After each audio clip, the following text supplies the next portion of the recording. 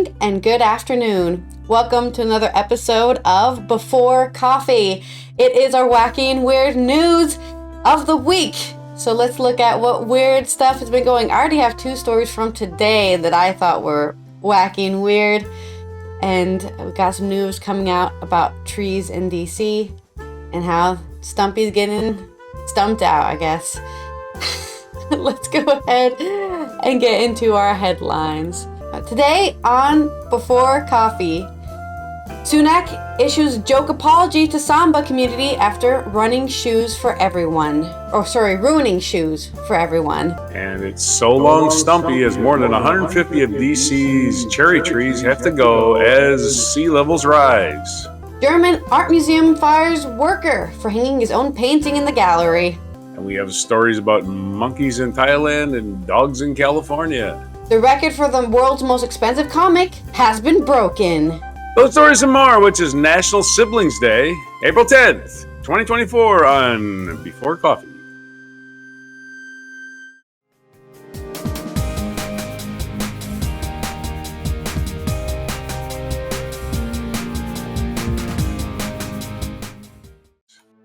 Let's just start playing his sound effects on Discord.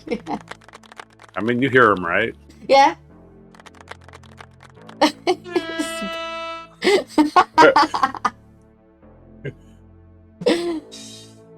Yeah, I can also add some to my server, and then you can have even more sound effects if you want. Well, I've only got 6. Yeah, I mean, I can upload more, so if you want, I can totally give you some sound effects.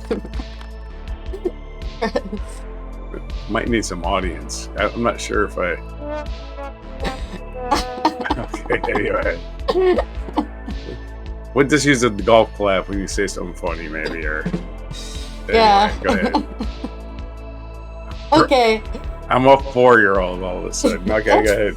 That's everyone. When that I got added to Discord, everyone was doing that, so don't worry. It's normal. Alright. Coming off of The Independent, we have a story about Sunak wearing the wrong running shoes. This is by David Hughes. I don't know if this was supposed to be an April Fool's joke or really is a serious thing, but Rishi Sunak has issued a fulsome apology to fans of Adidas Samba trainers after being accused of ruining their credibility when he was pictured in a pair. The Prime Minister said he had been wearing the German sportswear giants' classic trainers for many years. In a video posted on social media, Mr. Sunak, who claimed he is a longtime devotee of the brand, was shown wearing the white trainers during an interview in Downing Street.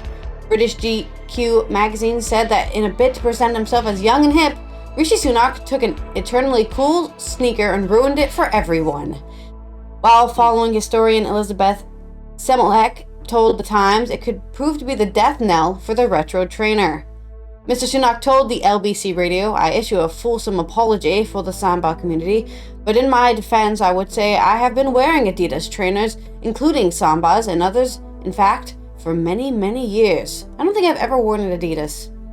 Which is weird because that was like the soccer shoe. I was a soccer player, and that was what soccer players wore, right? If you played basketball or like football, you wore Nikes.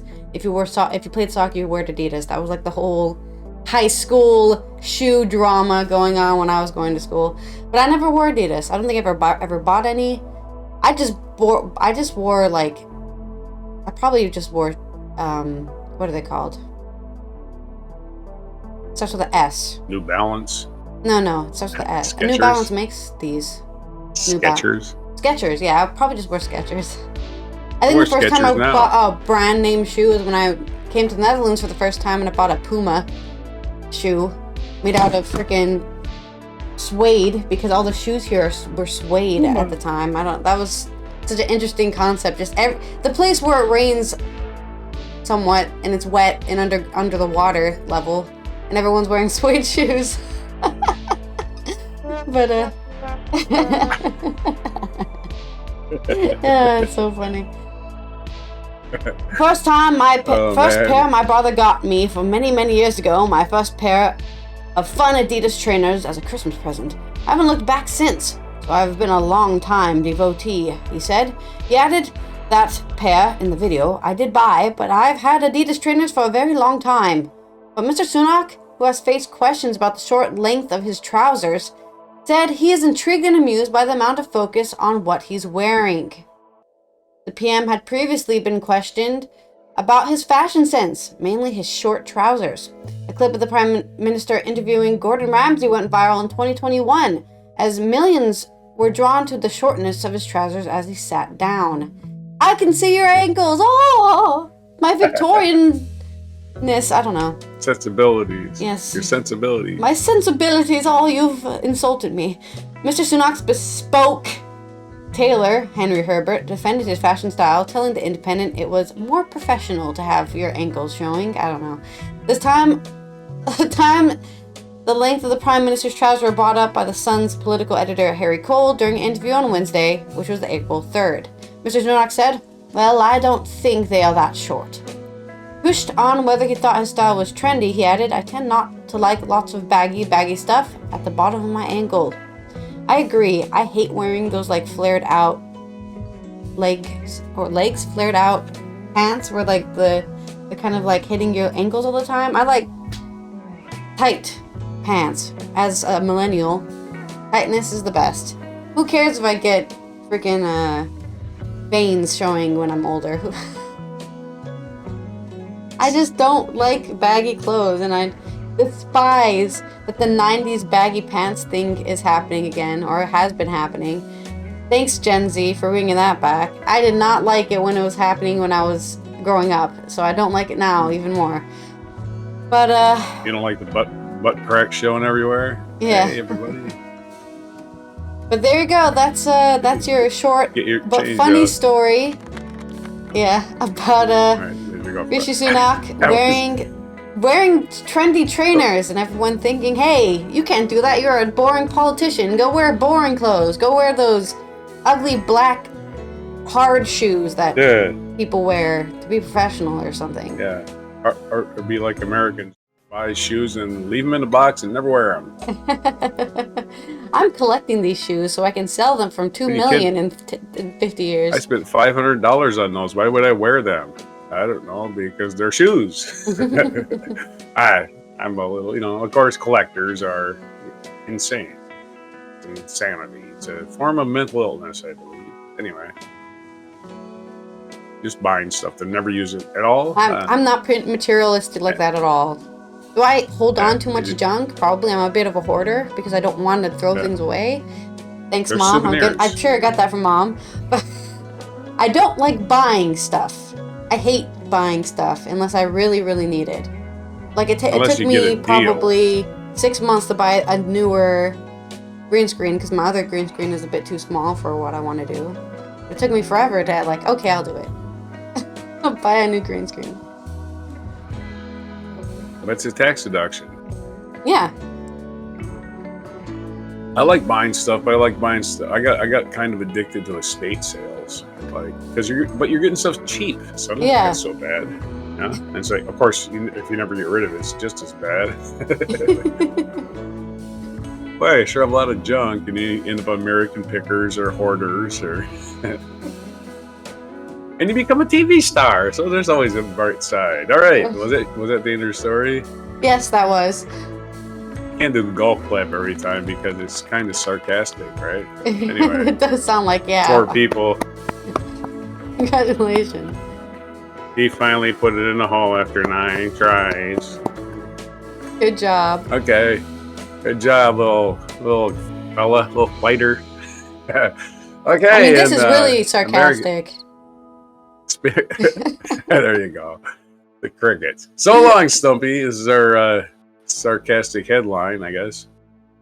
It is a sarcastic headline, actually. This is from NPR. Jacob Fenston. Jacob Fenston. That sounds like a sarcastic name. So long, Stumpy. More than 150 of D.C.'s cherry trees have to go as water rises. The famed cherry blossoms are on D.C.'s tidal blossoms. Tidal blossoms. Let's do that again. Where's my golf clap?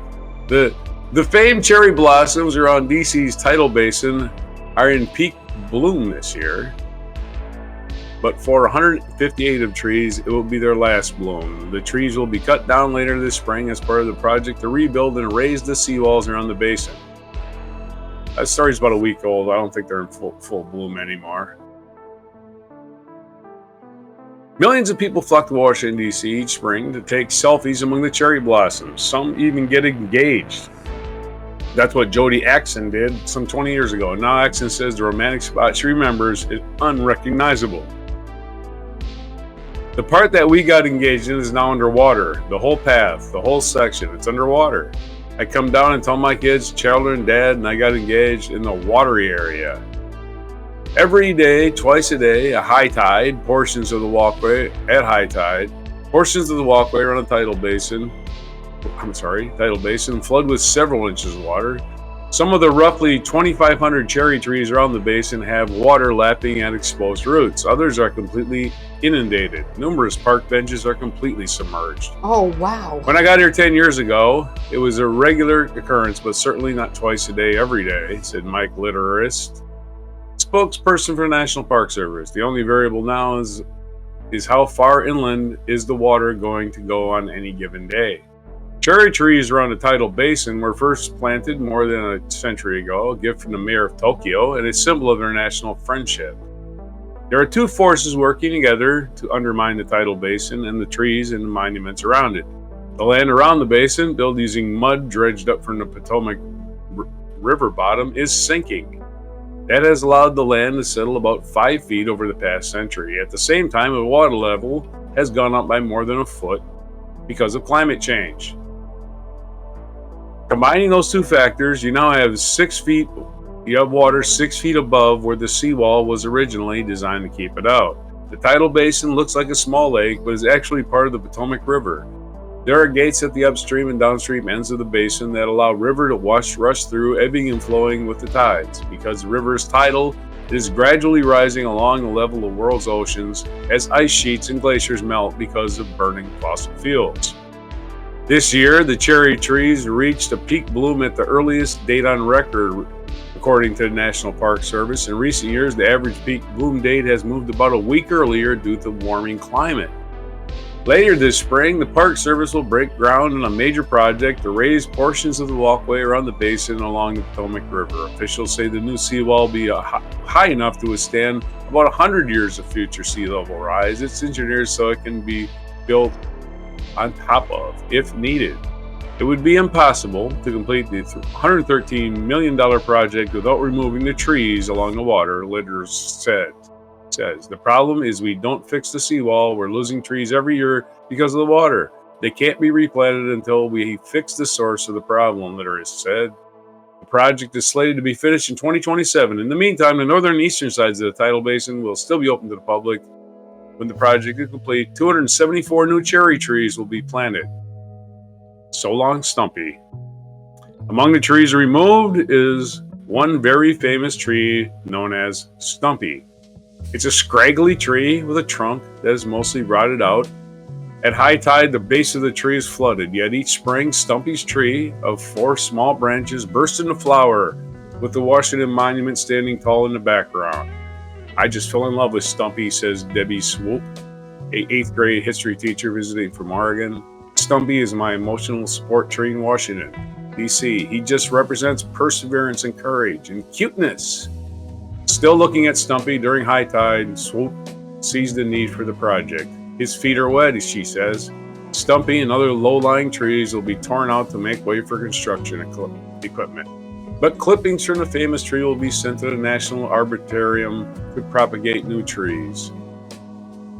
And Stumpy and all of the trees, they say 150 of them are taken out, but they'll replace with 274 of them, and there will be made from the clippings of the old one. There will be clones. So tree clones, we'll see a Stumpy clone. Hopefully we'll be able to identify it. Maybe we'll put a plaque up and it'll say, this is the son of Stumpy. I don't know. But there's your story on poor old Stumpy. Last few days as a tree. Back to you. Rest in peace, Stumpy. There you go. Very fitting sad appropriate. horn. Could have been the duck because ducks love water. But hey. I think I've seen the cherry blossoms in DC maybe a couple times, but well, we went there one of the first cherry blossoms. We went really early. We were here probably. Yeah, I think I remember that because super early. Mm-hmm. So remember we got in trouble. You can't be here. They're just Don't trees. pick the blossoms. Well, I remember going along the Vietnam Memorial Wall. Yeah. And people were picking the cherry blossoms and throwing them as memorials, and the park service is over there collecting all the cherry blossoms to discourage people from throwing them on there. And I'm like, this is kind of sad, actually. Yeah.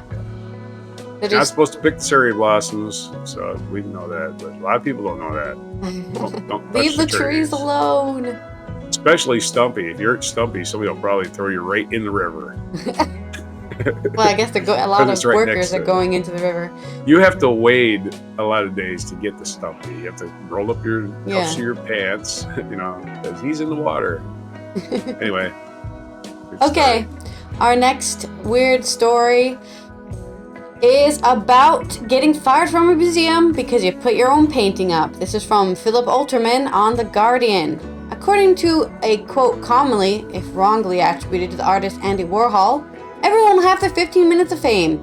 At Munich's Pinakothek der Moderne Museum earlier this year, one technician and an aspiring artist got to bask in the limelight for a whole 8 hours. The museum in southern Germany on Tuesday, which was April 9th, confirmed that it had fired a member of its technical service team after he was found to have hung one of his own paintings in a part of the gallery dedicated to modern and contemporary art. Hey, at least he put it in the right place. At least he didn't put it in aspirational. Yeah, exactly. Allowing him to share space with works by a pop art pioneer Warhol for an entire day. The 51-year-old man had smuggled his work into display at Munich's Pinakothek der Moderne in hope of achieving his artistic breakthrough. Well, maybe everyone will see his painting now that he's in the newspaper. Yeah. The German newspaper Süddeutsche Zeitung reported, citing police sources. The employee considered himself an artist and most likely saw his role in the museum's installation team as a day job to support his true calling, a spokesperson for Pinakothek told The Guardian.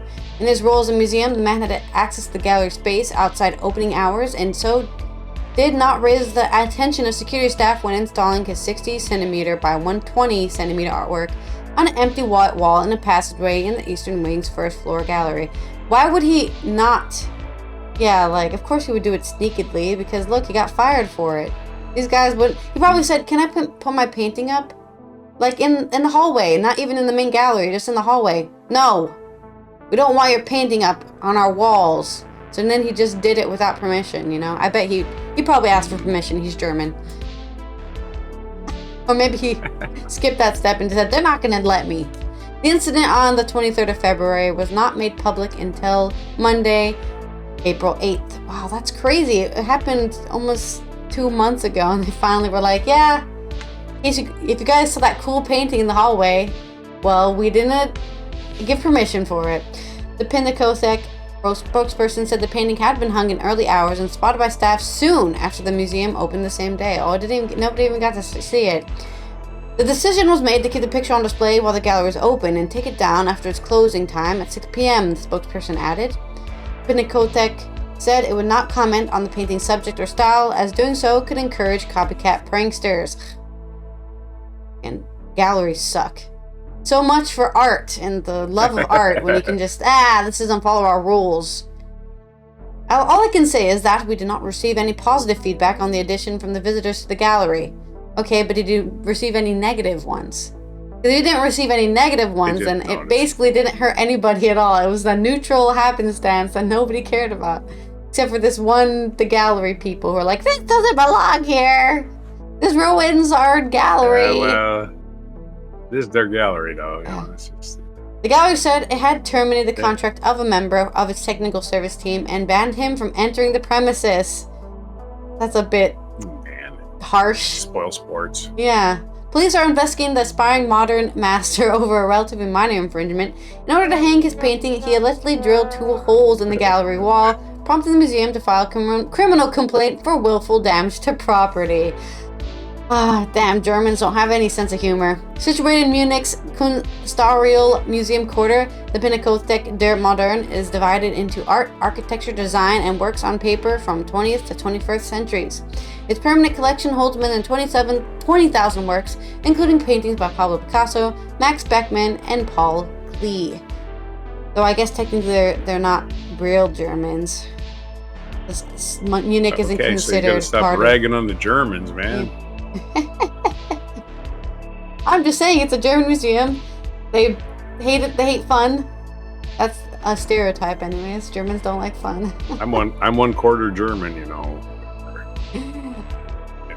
I'm barely then. I'm a tenth or something. You're 1/8. 1/8. Even less than I thought. My dad was 1/2. My grandma was 100%. And I'm 100% German. Well, there's a story. Oldenburg. If you're working in a museum in Germany, don't hang up your painting, and because they'll not even give you the PR.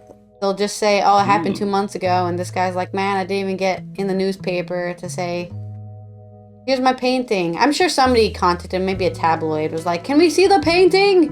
Did you take a picture of the painting?" I want to see it now. Yeah. Do we have a picture of it? I don't know. Good? Let me see it. I don't think we have a Maybe picture soon they'll of it. buy it and the guy will get rich. Well, he's famous now. They didn't even give a name. You can't even look up, like, Oh, wow. blah blah blah's painting in the museum. So, You can't even call him Banksy or anything, huh? yeah, exactly. Maybe it was Banksy. Maybe that's who he really is. He's just working at the Well, we know who fucking it is, museum, yeah. He spray painted something, framed it. Yeah. All right. So That's I it. guess that's the end of the story. So I'm making comments. All right. More strange news. We have from Stumpy to Stumpy and dogs and monkeys. Oh my! I don't know.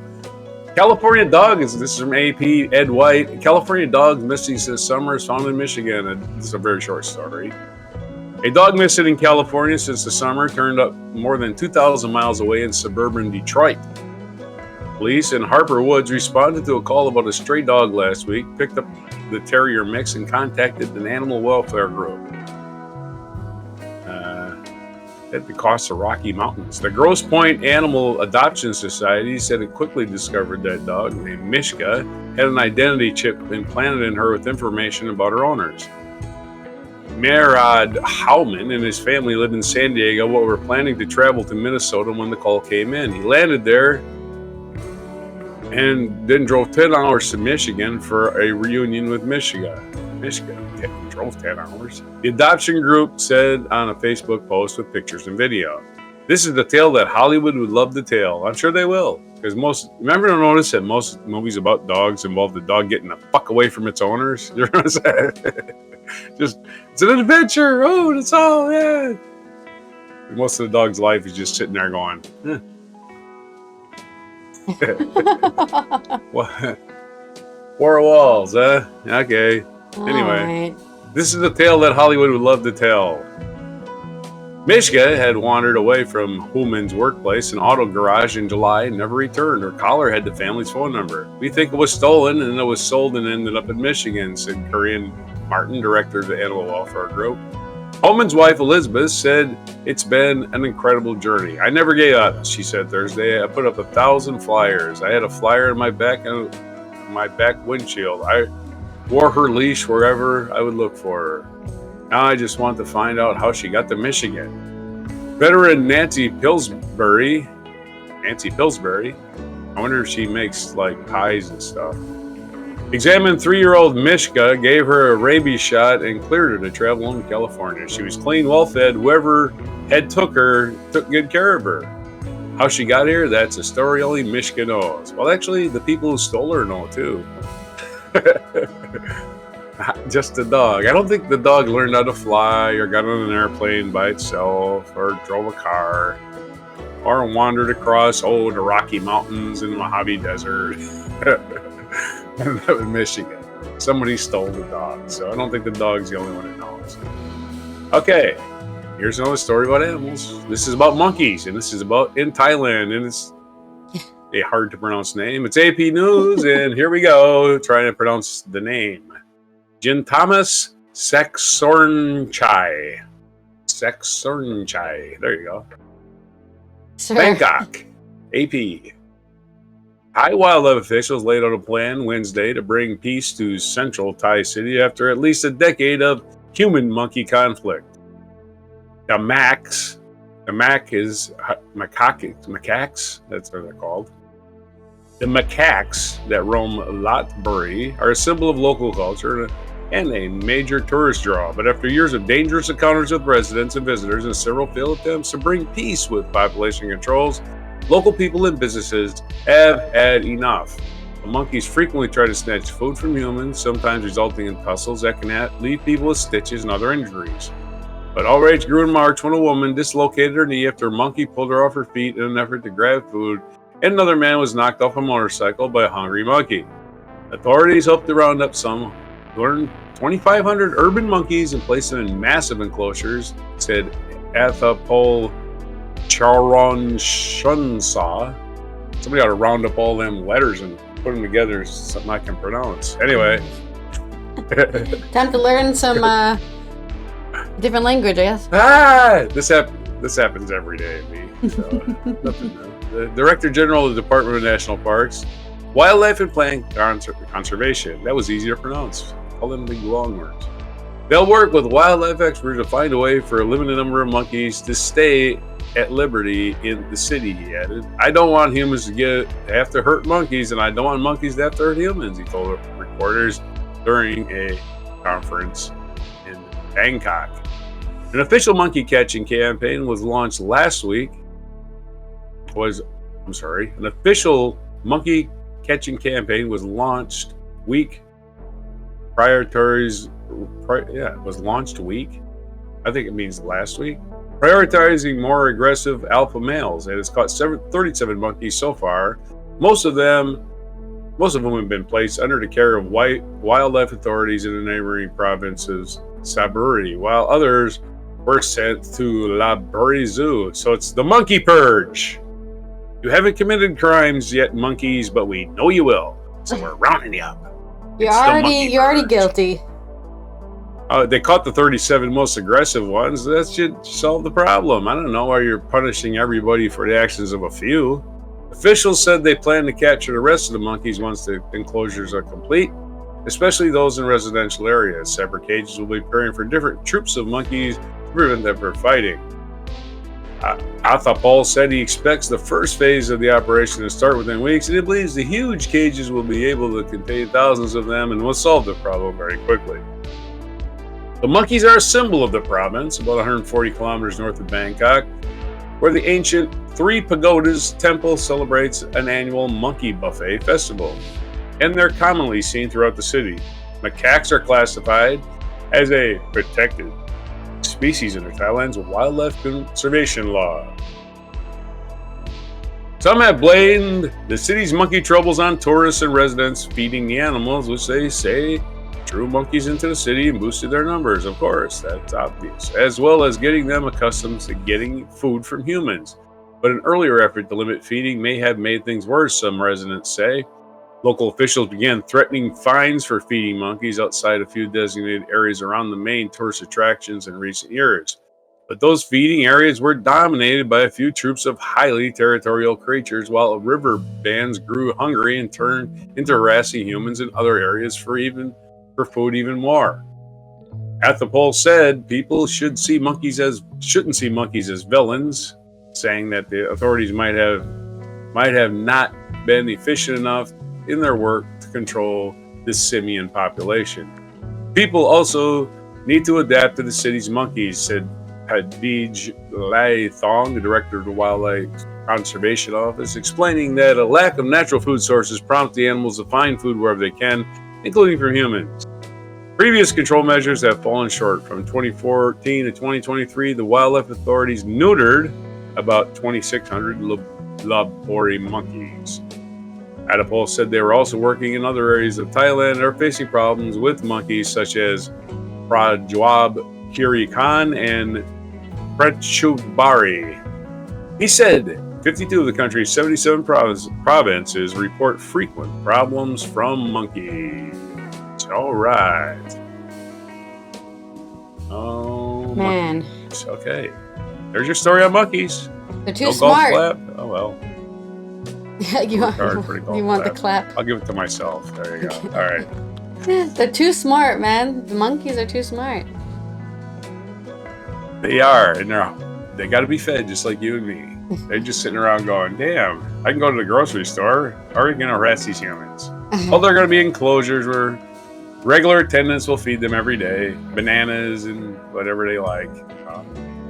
Whatever is on the yearly whatever's on the roundup menu. of your illegal monkeys. Get him! You're illegal! So even the monkeys can escape. humans literally with monkeys on their backs. Right? Alright, in culture news, we have the record for the most expensive comic being auctioned off. This is by David Marquand on Neuronews Culture. Got a spare 5.5 million euros? If that's the case, you've missed your shot at nabbing the collector's item featuring the last son of Krypton, which now stands as the most expensive comic to ever sell at auction.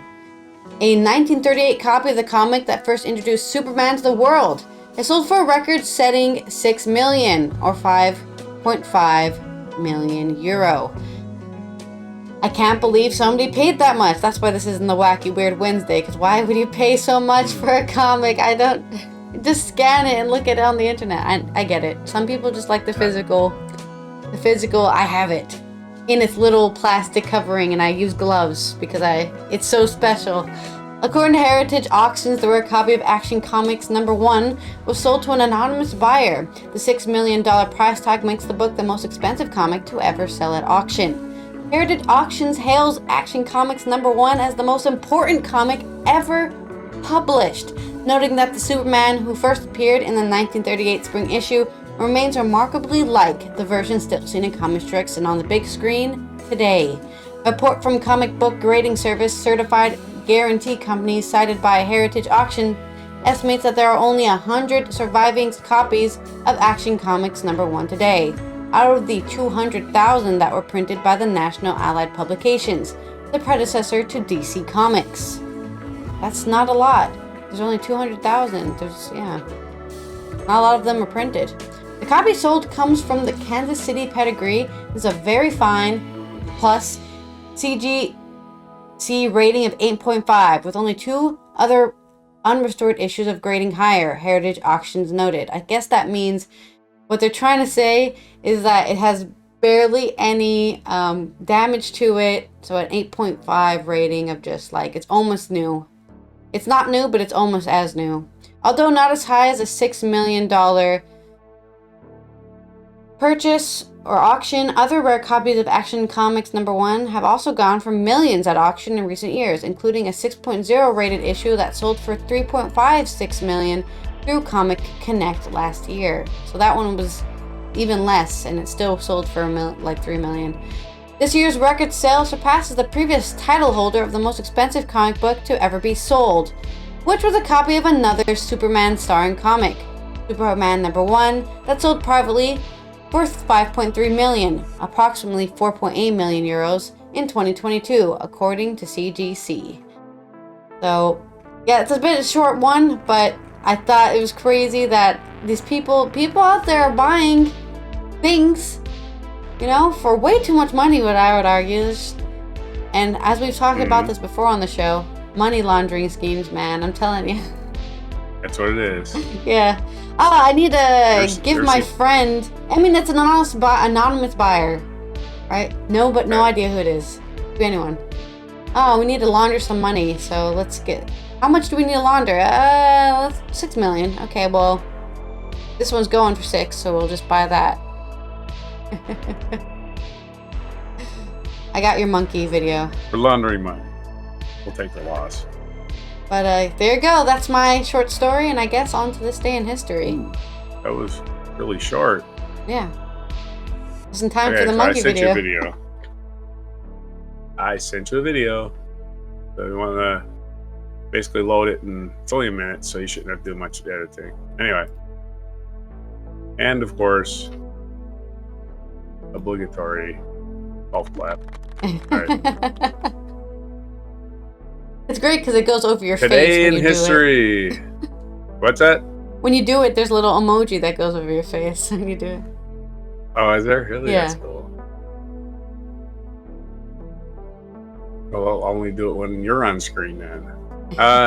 This day in history, April 10th, 1583. Hugo Grotius, the Dutch jurist and scholar whose legal masterpiece, Du jour belli et pacis, on the law of war and peace, was one of the first contributions to modern international law was born. So happy birthday to Hugo. In 1633, bananas went on sale for the first time in London. So very appropriate. We're talking about monkeys and bananas, huh? What that? But London, not Thailand. Yes, we have no bananas. Wow. 1849, the safety pin. What's that? I can't believe they recorded that. Like, here you go. This is the day it happened. Somebody wrote that down. Write this down. I didn't record that. They're selling bananas. 1633. I didn't know bananas were that. 1633 seems fairly long ago, but yeah, they've been. It doesn't seem long enough ago, I would argue, but. and from like one of the British colonies in the Caribbean or something. Yeah. I don't know. The safety pin was patented by Walter Hunt in the United States in this day in 1849. He later sold his rights to the fastener for $400, the safety pin, and then somebody invented the zipper. 1866, 3 years after stopping a carriage driver in Russia from beating his horse, Henry Bergh of the United States founded the American Society for the Prevention of Cruelty to Animals. The ASPCA became one of the largest organizations dedicated to halting of cruelty to animals. In 1872, people in Nebraska celebrated the first Arbor Day, planting more than 1 million trees. Other U.S. states and countries later observed the holiday. Arbor Day! Did you get anybody an Arbor Day present? Oh, you did. No, I Just didn't. plant Sorry. a tree. Next time. Nope, actually, planting trees in the United States is a bad idea this year because you have 2 giant infestations of cicadas. And they're going to eat all your trees. Born, cicadas come out for a few days every 17 years or 13 years or whatever. These ones, though. And there's billions and trillions of them. They breed and die. That's all they do. They breed and die. They make a lot of noise before it happens, but they gotta mate, so they gotta make a lot of noise. And those young cicadas attach themselves to tree roots, so it's a very bad year to plant trees because the saplings will just die. It's a bad older year trees for can withstand it. Yeah. The saplings will never live. They'll just go. Look, the cicadas will kill them. They'll no longer take root into the ground. 1912, the RMS Titanic embarked on its maiden voyage in this day, which ended in tragedy several days later when the luxury liner struck an iceberg and sank. Yep. Or did it? Dun dun dun. I think it was DEI. There was a theory that 1990. Yeah, it was a different ship, but that was made at the same place, right? It was the Black Mayor of Baltimore. Oh yeah, of course. God damn him, he ruins everything. Every time a ship incident happens, we have to find something besides. We have to blame a black guy for it. It's an ancillary event that's totally unrelated. 1919, Mexican revolutionary Emiliano Zapata, a champion of agrarianism, I believe that just means farmy, who fought in guerrilla actions during and after the Mexican revolutions, was ambushed and fatally shot. Okay. In 1925, the first government led by French Premier Edouard Herriot, a radical party leader who had been put in office by left-wing coalition Cartel de Guches, fell. What do you mean fell? Okay, the first government fell. 1925, the French government fell. Okay. A lot of words in there. That get to that last word, fell. 1925, American author Ed F. Scott Fitzgerald published The Great Gatsby, which became a literary classic. 1932, Egyptian actor Omar Sharif, who was known for his iconic roles in such films as Lawrence of Arabia and Dr. Zhivago, was born. 1957, the courtroom classic 12 Angry Men was released in the United States, starred Henry Fonda as a juror tries to convince the others that the accused murderer may be innocent. American classic. 1972, the development, production, and stockpiling of biological weapons were outlawed by the Biological Weapons Convention signed by more than 150 countries. I'm more worried about the countries who didn't sign it. 1973, Pakistan adopted its third constitution, shifting the role of Zulfikar al-Bhutto from president to prime minister. In 1986, Halley's Comet reached the peerage, the point nearest Earth of its most recent passage near the planet, on this day, 1986. 1988, on this day, after taking a decade to build, the Seto Great Bridge was spanning the inland sea in Japan, was open to traffic. Really, that's cool. I was actually in Japan in 1988. Really? Wow. 1998, yeah. 1998, a Good Friday Agreement was signed calling for devolved government in Northern Ireland. Devolved government. The accord was ratified by Ireland and Northern Ireland the following month. The Good Friday Agreement. 2001, the Netherlands passed a bill permitting euthanasia, the first such national law in the world. Yep. Netherlands is liberal laws leading the world again. Prostitution, weed legality, gay marriage, and you can kill yourself legally if you want. You just, yeah, it's all euthanasia. You can have someone else kill you because you're not in and the they don't go to capacity prison. Yeah, to make that's that what decision. it is. Most people who decide that are just like, you basically just use them as a planter. Yeah. Not to be cruel, but yeah, they checked out a long time ago. Astronomers released the first ever image of a black hole, which was the center of the massive galaxy M87 on this day in 2019. And it looks like a black hole. I wonder where you got that name. Our featured event, 1938, Auschwitz approved in Austria. In a controlled plebiscite in Austria this day in 1938, soon after Adolf Hitler's invasion of the country, 99% of the Austrians approved the Auschwitz, or German Union, the political unification of Austria and Germany. Oh boy, we're getting on the Hitler bandwagon early. Big mistake. Woohoo! Wait a minute. Our featured biography, Max von Sydow, Swedish actor, is born this day, 1929. And he died March 8th, 2020 at the age of 90. So he was born in Lund, Sweden. Happy birthday, Max von Sydow. And other birthdays today, Matthew C. Perry, not the actor, but the United States naval officer, was born in 1794. We covered Max von Sydow and Omar Sharif. John Madden's birthday. Boom! John Madden's birthday today. American football coach and television commentator, born in 1936. Of course, famous now for being a game. Yes. Have you got the new Madden? Yep. And 1941, Paul Theroux, American author, was born. And what day is it today besides National Sibling Day? Be nice to your siblings. You should anyway. They're not their fault their parents, are the same people. No. Not their fault. They're just trying to get through life, just like you. National Library Outreach Day. National Wednesday. It's the Wednesday of, did you know it was National Library Week? I did not know that. But we're in the middle of National Library Week, and as part of that, Wednesday of National Library Week is National Library Outreach Day. So cool. Go find a library in your neighborhood and in your town. I bet you there's one, and there's people that work there for low pay or minimum wage. I'd just love to see you and help you out and just go, wow, you need to do some research. Let's help you out, man. I've been training for this my whole life. And it's National Encourage a Young Writer Day. Man, libraries are great places for research. First of all, they're quiet. They like your house. Oh yeah, you can do it on your computer, but people won't let you alone. Library. Yeah. Library is a great place to do your research if you want to be alone. If you're a young writer, you sure as hell need to do research, because if you're young, you haven't done a lot of this stuff yet. If you're old, you can just go, I did this in 1946.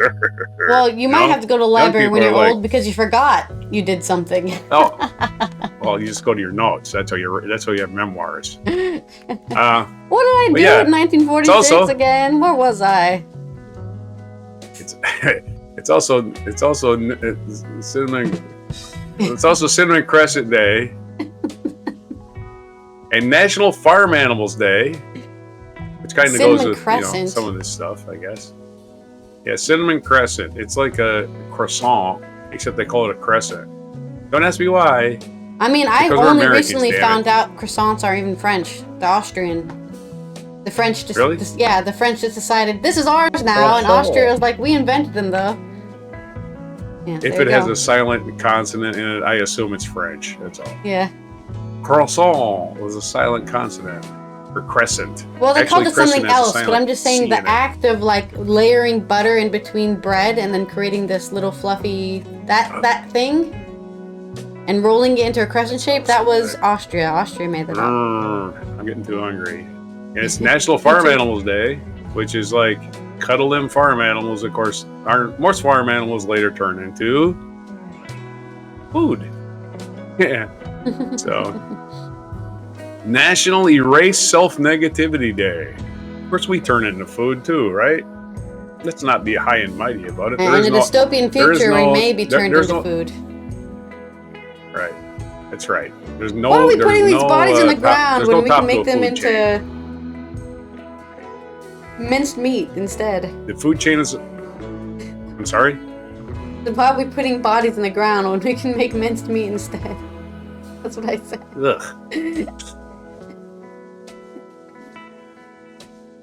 It's all part of the food chain, which does not have a top. It's a continuous cycle.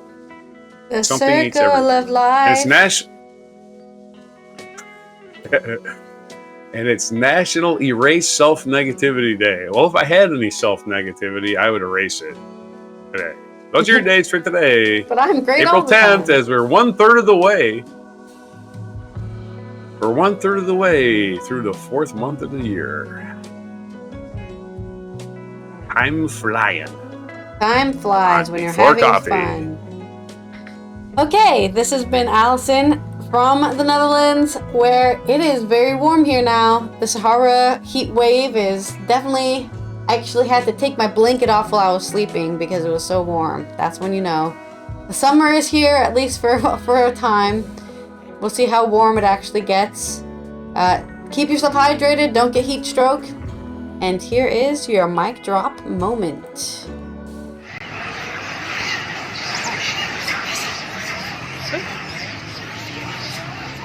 Hello.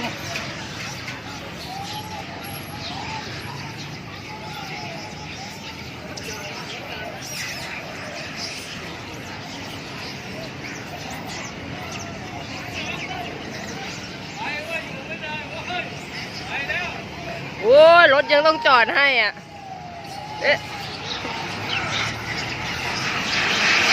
โอ้ยเฮ้ยเฮ้ยเฮ้ยเฮ้ยเฮ้ยเฮ้ยเฮ้ยเฮ้ยเฮ้ย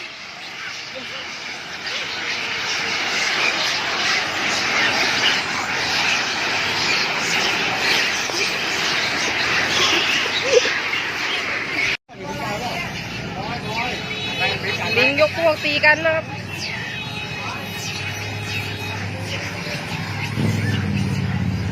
ใหญ่มากเลยบอยเยอะมากเลยบอยเยอะมากเลยโอ้โหนี่หนีก่อน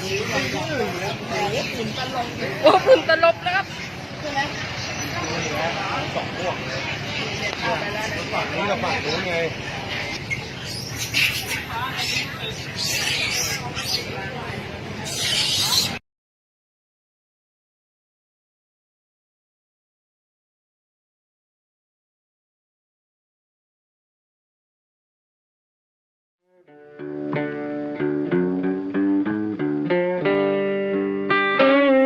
Be sure to hit the like, subscribe, and notify buttons, and follow our other channels, Toxic Alley, History of Gravy, and Scratchy Old Records.